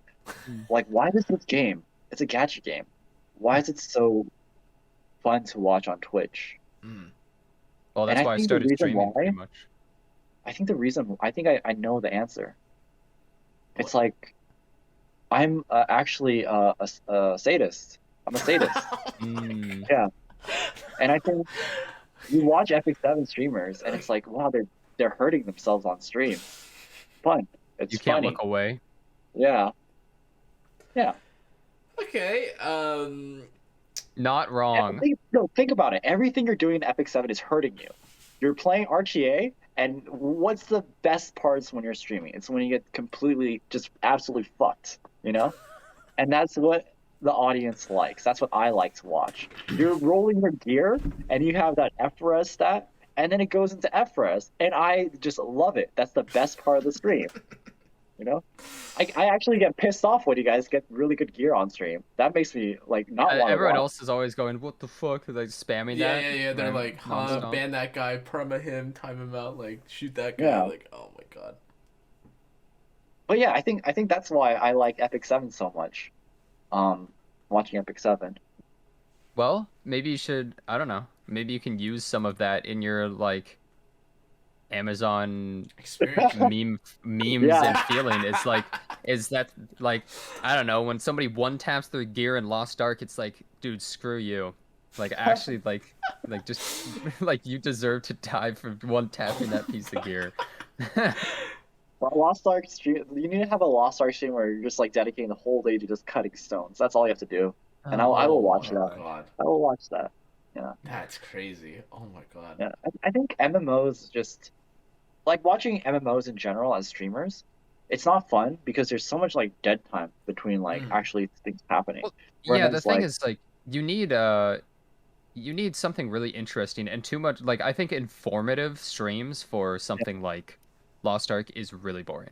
Mm. Yeah. I think that kind of stuff is just like nothing is happening. But like Yeah. when I was watching just like Rich spend a bunch of money in Lost Ark and just blast EDM and just laugh and talk about stuff, it was infinitely more interesting to Mm. me. But like Yeah. you didn't care really about Lost Ark. Yeah. You weren't watching for that. Yeah. And I kind of want to ask you guys, you guys have been asking me questions, but I want to ask you guys questions too, as Yeah, Epic 7 whatever. streamers. Are you guys ever afraid that Epic 7 is going to kind of lose relevancy on Twitch and now you're kind of stuck and you have to find this next game that you need to transition to?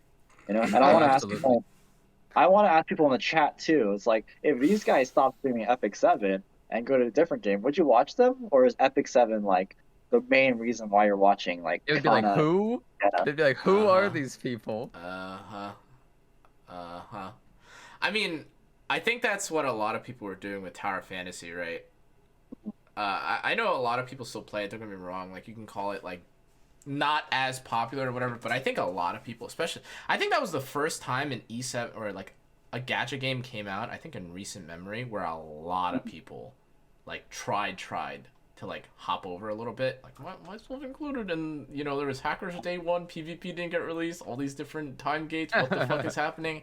Anyways, yeah, I mean, I think that's always in the back of our minds, right? Like, this game is not, really foolproof, and I think I think rather than being afraid of E7 dying, what kind of at least bothers me the most is that if you're in the same hemisphere, or if you like see on like Twitter or whatever content or whatever social media you watch, you see like other games thriving, like Genshin, or you even see like League, and you see like all the community interaction, the fan art and stuff, it kind of demoralizes you to say like, oh wow, like that's so cool, that thing like Genshin anime, and then you look over and you're looking at It's E7 down and and you're play like, some Wyvern. what the fuck? Like, what am I looking at? Like, my character's been stuck in, like, locked in Wyvern and killing runes, and there's no fan art, or, like, you have, like, a small crumb of fan art here or there, and then all that gets shared. But that, it's just such a different feeling, and I'll be the first to say it. I think that, there's a huge Twitch community for E7, and then, I don't know, like, there is, like, a following, or there are people on Reddit. But again, like as you mentioned, New, and you get the real life perspective of it, like this game does not have the same livelihood or community as other games, and that's what I'm afraid of. Because rather than me stop streaming, it's like, what if people don't want to watch E7 anymore? That's like kind of my fear, right? Like, what if people are just done with this game, right? Like, I don't see that happening exactly, but I see it stagnating. At some point, people just aren't gonna watch that much, right? So what's your next game, Jenna? What's your next game, Jenna? Why are you asking me? What? I mean, hey, let me tell you, I am incredibly aware of all these things, and even if I swap games, it's not like I'm just gonna straight up quit Epic 7. Yeah. Like, at worst, I would just be playing it a bunch off stream, basically, right? Because, I don't know, I'm attached to the game. I like it. That's why I started playing it in the first place, right? Yeah. But you always have to consider these things, right? You can't just completely ignore it, or you're incredibly ignorant, basically. And I'm very much aware of these things, and you're always on the lookout, especially for other gacha games and stuff. And whenever it comes down to it, unfortunately, you know who's making all the gacha games that are big? MiHoYo. Pretty much. All eyes are on them about everything. And it's different than it used to be, because when Genshin first came out, everybody played it, right? Everyone tried the game. But then all of the really big people left, and all that was left was the full gacha degen streamers, right? Yeah. But now all of them are very big, so now you compete with them, right? Things are different now.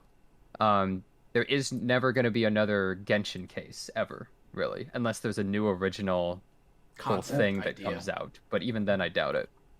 So that was just lightning in a bottle, right?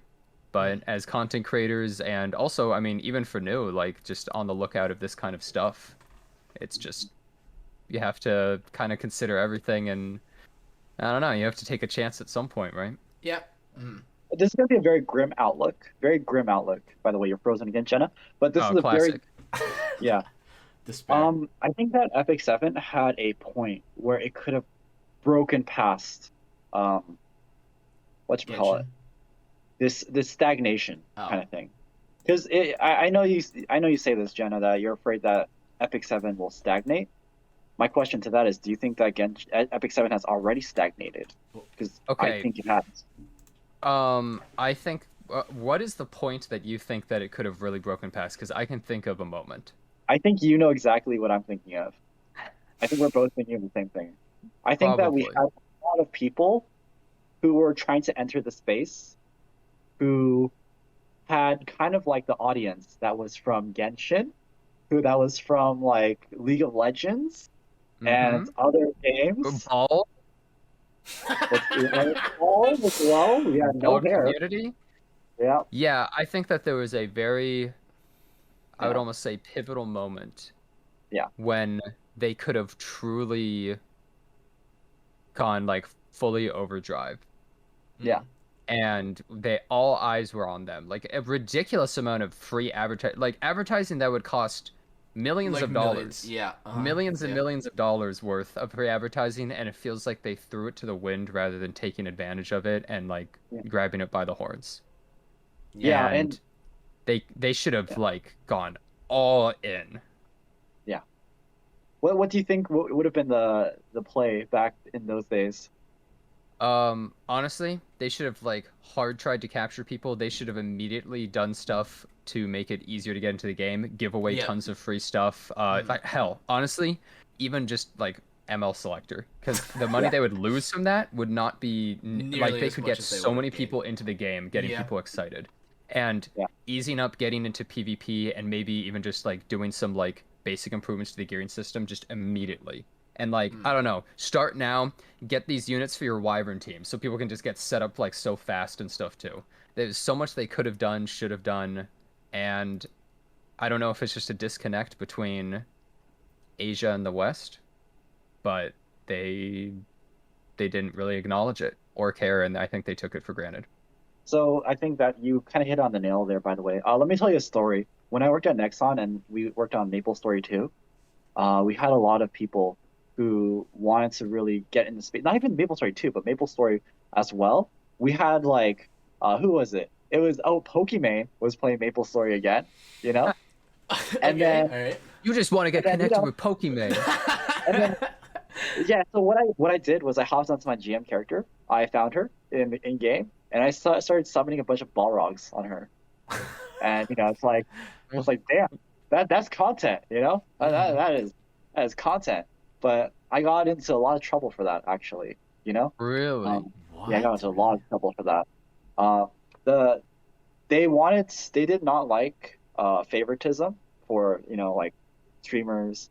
They didn't want streamers or people of like influence to have a different experience from like average players.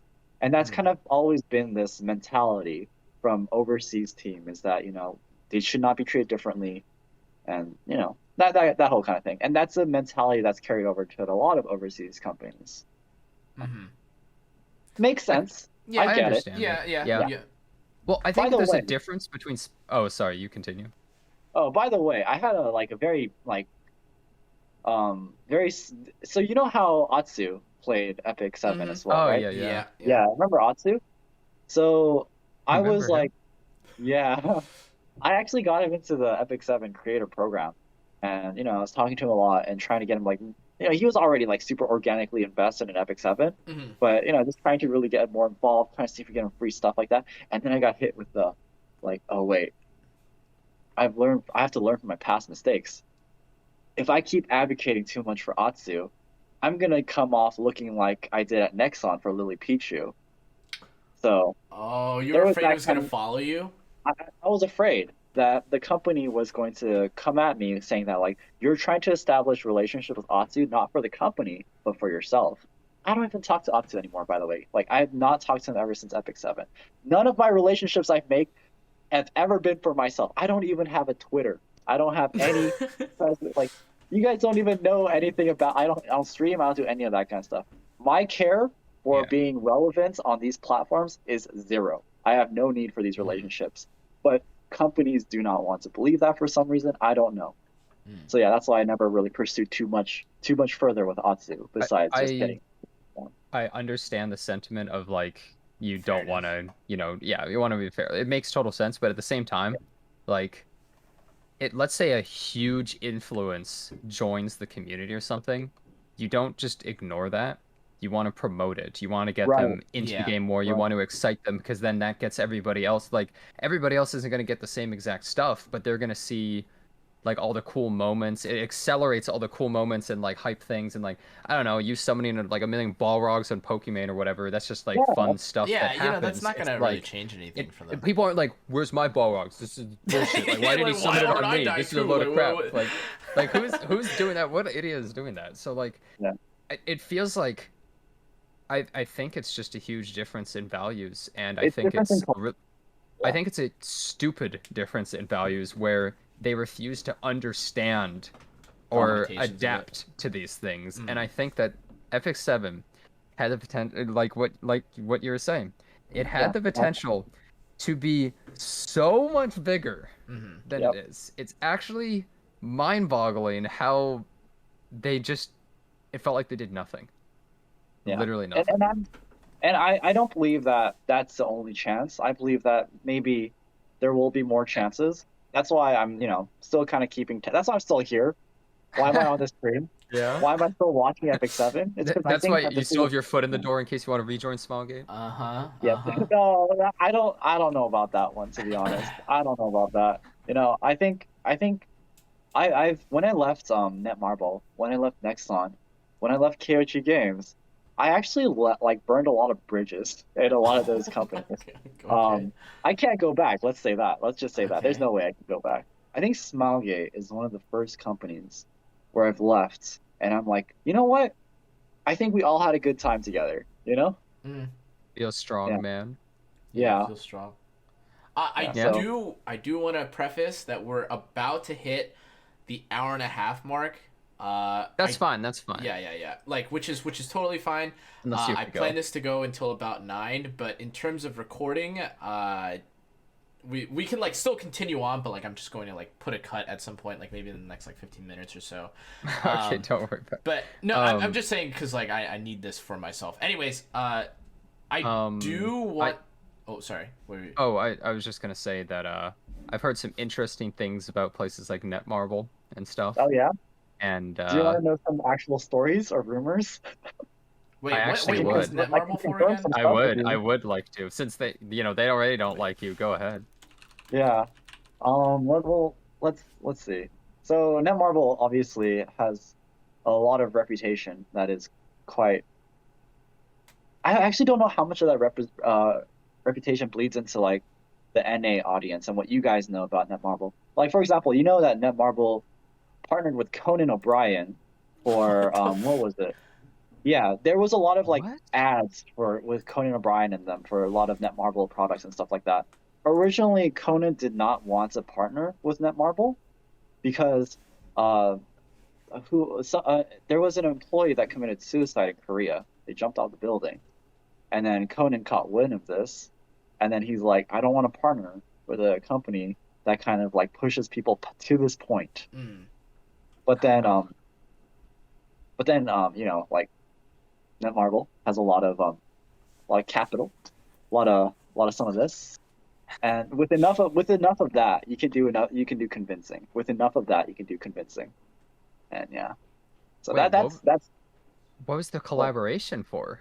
it was for a lot of commercials. When Conan did like the Oh. whole Clueless Gamer segment, he Oh blew my up in god. like the Holy gaming. shit! I do remember Yeah. that. Oh Yeah, my yeah, yeah. god. He blew up in like the whole gaming space. So a Yeah, lot yeah. of game companies wanted to reach out to Conan and like collab with him, partner with him, and that's kind of what that whole thing was. He even showed up at Netmarble's booth for Lineage. Wow. What was it for? That was at some convention, and he was there. I was there too. It was so funny. Conan had a script card. He goes on stage. He just reads like, "Who here is excited for Lineage?" He just like looks over his shoulder. He doesn't know what to say. And then he's like, "How many of you guys like the cosplayers here?" Because we had a couple of cosplayers hired at the booth. and he was like, "Do you guys want to go out with me and go get some dinner?" And he took all the cosplayers from our booth and went out to get dinner with them. Wait, that's And we sick. couldn't, What the yeah, Wait, that's yeah, sick. we couldn't stop him because it's Conan O'Brien. We just let him take all the What the hell? cosplayers. What the- Wow, I thought it was gonna be like super mega cringe, but instead, like, Yeah, he's I just, don't know, that's oh, just kind of okay. cool. It's like, oh, okay, Yeah, let's go for dinner. It's Conan O'Brien. yeah. He's a really cool guy. That was really fun. But that Marvel, it's very, very they pay well. We'll say that they pay well. You can pay well and then have everything else be bad, Yeah, and it still works. Anything else yeah. interesting? Oh, you want? Oh, let's see. Hey, story time with New is pretty Or- interesting. So I'll tell you some stories at Nexon, I suppose, when I worked at Nexon. Okay. So when I worked at Nexon, I don't know how many of you guys know this. I was the community manager for Maple Story at the time, and crazy story. The community manager before me, he kind of left the company on bad terms, and yeah, he moved to Seattle or something. And I didn't play MapleStory at the time, but I prefaced that I used to play a lot of MapleStory back then. I'm going into this space as a new player, but give me some time and I will like learn the ropes. I'll get good at the game, stuff like that, you know. Hmm. This community manager, he goes on Reddit and he makes a bunch of posts about me, saying like this guy's awful, doesn't know anything about the game, just banning people off the forums. And he's like, he even made a post because we did a collab with ReZero, and I cosplayed as Felix Argyle on that stream. Freaking hilarious, it's a meme. I know. Okay. All right. He made a post on Reddit saying that how your current community manager loves cosplay more than he cares about you guys. This What guy the made hell? it. He made it his job to like flame me on Reddit, and like it was just so bad. Why? Yeah, That's but that's so what. weird. Community manager on community manager harassment. What the like? How did... Imagine if I went on Reddit and I was like, "Yeah, Moshu, Yeah, absolutely." like what the? Yeah. Screw this guy. He's a piece of like shit. Like, airing dirty laundry in a public forum. Like what? Yeah. On the stream, it looked like I liked him, but no, he's actually not that great. I would never do that. And we're that's born not the true. same Moshu's a day, great guy. same mom, like same everything, but this guy, screw him. Yeah, like Yeah. And karma works in brilliant ways. So I knew the community team in NMAS at the time. NMAS is they were the publishers for Terra, and they were located in Seattle. Hmm. And this guy tried to get a community position in NMAS, and we talk, people in NMAS and me, and they were like, "Hey, we just got an application from this guy. What are your thoughts on him?" And I was like, here's a bunch of Reddit threads he made. You guys can make the decision from there. cut. Yeah, Oh shit. Wow, you just ruined Yeah. that guy's livelihood, new. yeah, but Yeah. it's just like But like, eat shit. Deserved. Who cares? deserved. Yeah, deserved. Like, Holy shit. he cares more about cosplay than he does any of you. You're nothing to him. That's crazy. Yeah. That's actually crazy. Yeah.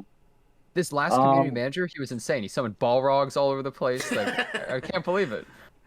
Yeah, and my approach has always, like, anytime I've been a community manager for like these games, my approach has always been like, well, let's kind of go off the script and let's go off hinged, and let's try to come off as organic. Yeah. Mm. Yeah, like an actual player, Because I remember when I was 13 years old or like 14, or I don't know how old I was like, man, I want to be a GM in this game, and I would like do all this crazy stuff. I'd summon monsters on people, and it's like that's everyone's dream. Everyone always wanted to do that when they were a little kid.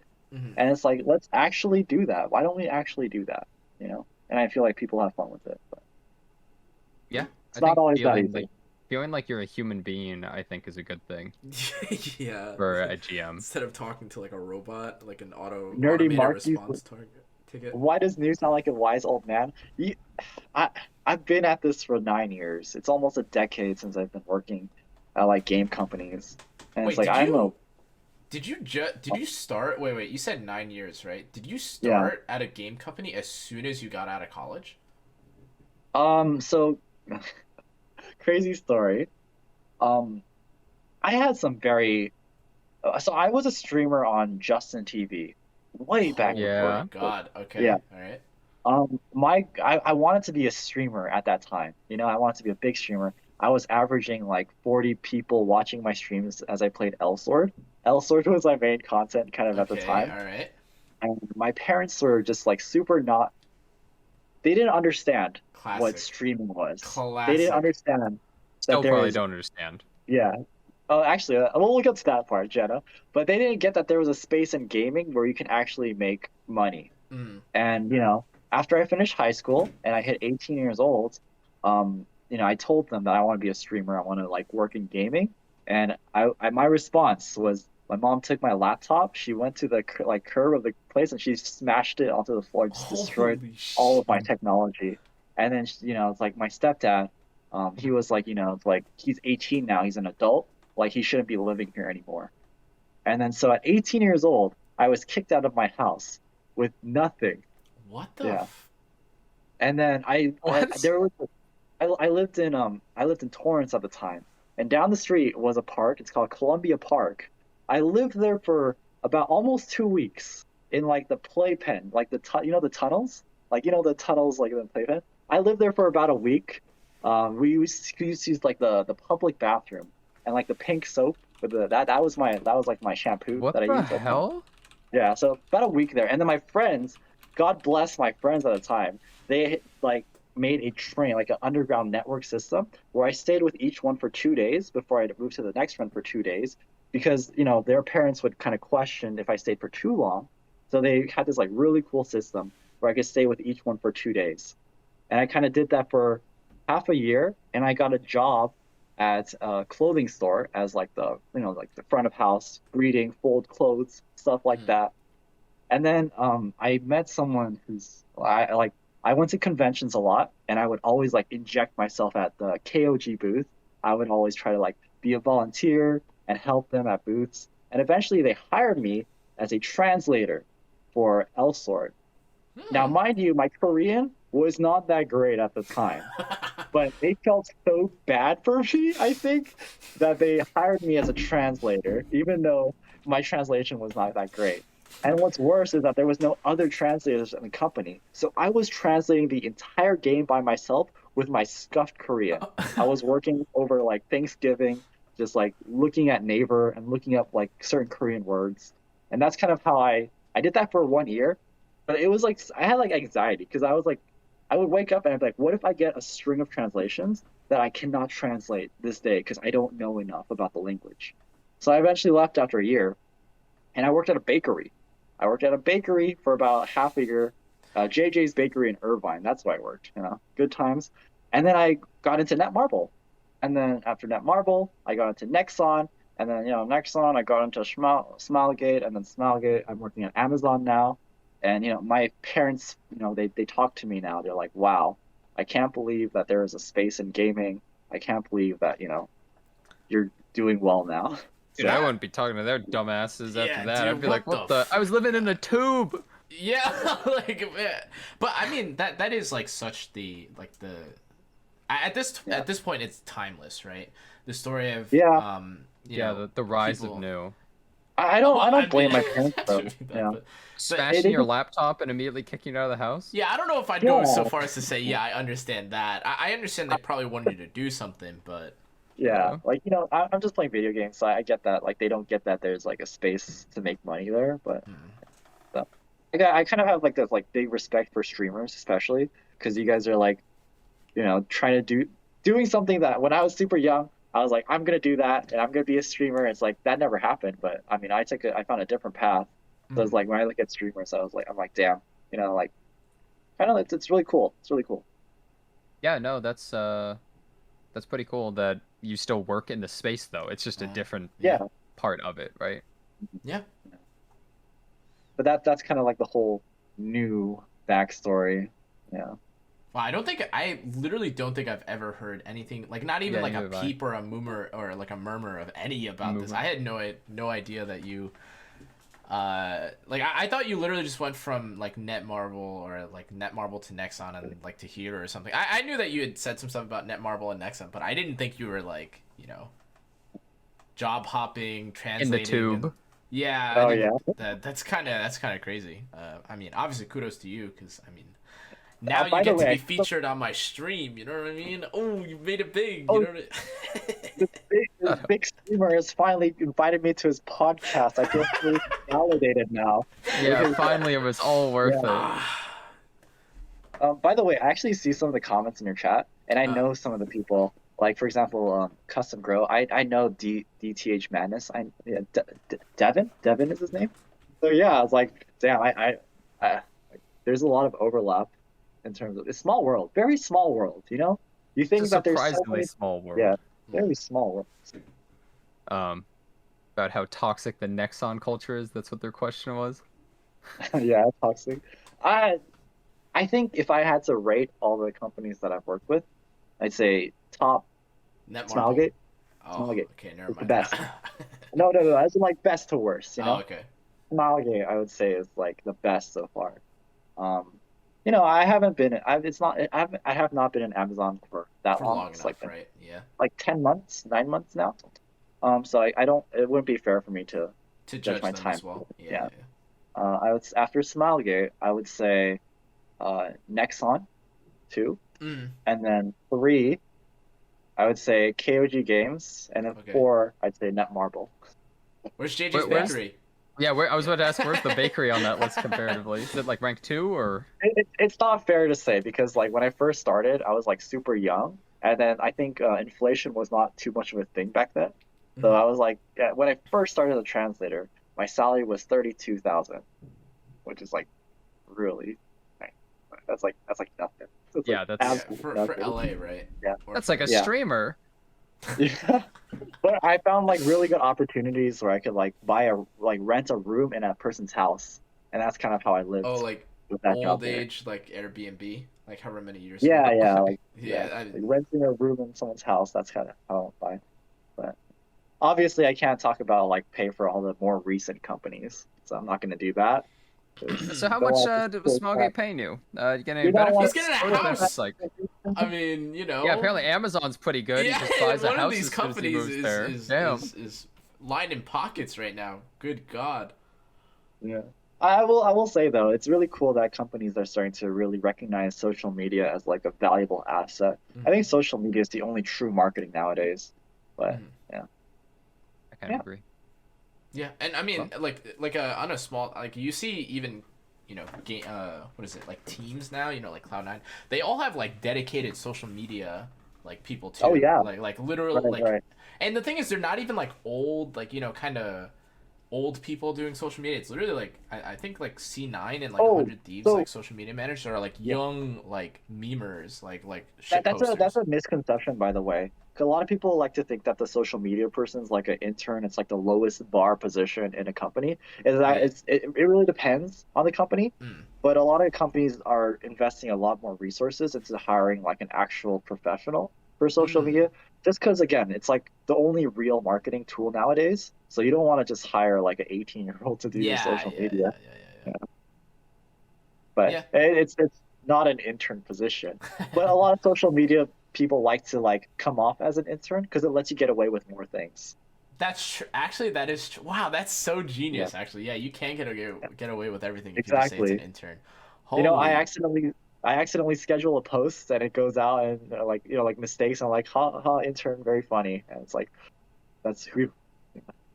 Wait, that's so crazy. No, I think Cloud9's like poster actually is a social media, but there was like that one post. It's like they made like a really out of pocket joke about like a team they beat, and they're like, oh, this person is no longer associated with C9. Like this tweet was way out of line or some shit like that. But now maybe they were actually, maybe it wasn't even the like the young guy. Maybe like one of the bosses was like, yo, fuck it, like let's throw a little heat under it and say, oh, it was the intern. Like, oh, like this doesn't have anything to do with us. Like, wow, manipulative motherfuckers. Jeez. But okay. Anything else you guys want to talk about? No. No? I think I told you all my stories, all the stories I've had. Obviously, You know, it's like everyone has shit going on. Like, Yeah. I think that's if you can just. Okay, no, I don't want to get too preachy. I'm gonna stop it there. I'm gonna stop it there. Don't want to get too preachy. Yeah, Okay, that's it. so then how about as a kind of a closing, any shout outs, or I know you're doing you have your dance show, and Jenna, obviously, if you want to do your shout out or closing statements, anything you want, plug, all that jazz, you can shout it out here. Where to find you guys? So, by the way, Jenna, you could go first. You go first. Oh, I mean, Kana and I are seen all the time, like on stream and stuff. So a lot of you guys probably have already seen me, but you know, Jenazad on Twitch and YouTube, and yeah, that's pretty much it for me. Jenna's got a new clip channel, by the way. He didn't mention. But, Yeah, some anyway. bangers, by the way, on there, done by my friend. But Wow. yeah, you go, New. Um, so I would never do like plugs for any of the companies I worked for. So, you know, after I left Epic 7, everyone's like, they kind of doesn't know where they could see me. But because like visibility was too high, there would be too many people kind of watching on the official channel, and I don't want to use my company to kind of leverage myself. Mm. But because Kana's a small streamer, and there's like, you know, I don't have to worry about visibility here. For those of you guys who are actually like tuning in, and I don't know if anyone actually genuinely cares or wants to like follow me, but I will give you guys, those of you here, my Damn. Instagram. So if you guys want to like, I don't know, see, then you guys can definitely just check out my Instagram. What do you want me to do? Do you want me to just drop it in chat or? You can drop it in Yeah, chat. drop it and say it. Yeah, you can drop and say it. Like if you want, if you send me the link, actually, I'll go. Oh yeah, open it let me up. just drop you the link, Kana. Post it in chat because I can't look at Discord. Cause Yeah. Yeah, what's your OnlyFans and chatter rate as well? Oh, If I people want to see. know. Those are for yeah. Tier 3 fans or something. Yeah. That I dropped it in the Discord chat if you want to use that. Oh, can you post it into the Twitch chat actually? Or Oh, are you on? Twitch I Yeah, can put it because I in can't as well. open up Discord right Right now there. without like doxing. Yeah, all of our there you chats go. or whatever. Yeah, that's my Instagram if you guys want to like follow. I literally just upload playing arcade games and Hey, there's you cosplaying. dancing. Oh my Oh, yeah, God, Like at round 1. he's busting a move, It's guys. arcade games. Yeah. It's arcade games. Yeah. Guys, he's so close to 1K follow. Hey, you know what? Follow. Hey, let's Oh get my late. God. Let's make that number I see a all the 1,000, Arkanites huh? cosplay. Yeah, that's my Texas cosplay, but I'm probably going to rebrand my Instagram, and I'm going to make it like primarily Project Red from Arknights. Holy shit, this And is you? Yeah. And What let's the see. f- I do like I don't know if you guys know this, but way back then I was hired at like conventions to do like cosplays Oh for my like games and stuff like that. Hmm. Yeah. There's not too there's only my Texas cosplay on my Instagram. But I'm gonna finish my Project Red one, and I think I'll do like make content for like Arknights and stuff like that. So if you guys like Covering new Arknights, Kana. Oh yeah, my bad. I'm trying to figure out how to fit this. Hold up. Let me just. Oh, you you don't. Well, you look like a trap. So I only do crossplay. So when I cosplay, I only do like girl characters. So yeah. Wow. Yeah. Yeah, this is not going as well as I thought it was cropping wise. Anyways, here's News Instagram. You guys can check him out at Say You. dude, Yeah. I refreshed and now you're at 1,017. Oh, really? Wow. Oh shit. God damn! Okay. Look at that. Hey. Wow, he's about to Hey, become I- big on Instagram. I- hey, didn't think people would worthwhile, actually huh? care. Tuning in. Wait, what? Wait. Are you telling me people who play Epic 7 actually use Instagram? That's Like- crazy because no one uses Twitter, by the way. I've talked about Yeah. this for like months and months. No one uses Twitter. Not even Jenna doesn't use it. Kat doesn't use it. Elf doesn't use it. No one fucking uses it. I would be That's so crazy. surprised if I saw Yeah. people on here. IG's hella normie though, you know? It's hella normie. I'm surprised you guys use it. Well, that's cool. But okay, all right, but yeah, thanks again, guys, for everyone tuning in for today. Or what is it? This is the first episode of Low Oh Roll, boy. and Yeah, I think it went pretty well overall. yeah. Hmm. Thank Few you for having me on technical the first ever Scuffed podcast, Connor. Yeah. Actually, that name's taken. Well, anyways, yeah, I think I will probably. I'm gonna I'm gonna swap frames so you guys are all gonna pee pee poof and stuff. But yeah, if you guys, again, if you're interested in any of the stuff that you saw today, this VOD is gonna be on YouTube probably within like the next like few days or such. Remember to follow Jenna and you and all that stuff. It's also gonna be on Jenna's chat too. Okay, let's settle down, Kana. But thanks a bunch for watching, and thanks for being on the new founded show. Yep. Yeah, I'm looking forward to seeing how this podcast evolves. It's gonna be like Epic 7 Yeah, it's gonna be like Epic 7 World Championship. You know, it's like all scuffed in the beginning, and by the end, big production. I'm gonna have 4D animations within a year, guys. Yeah. Trust. AR for real. But yeah, okay. For the recording purposes,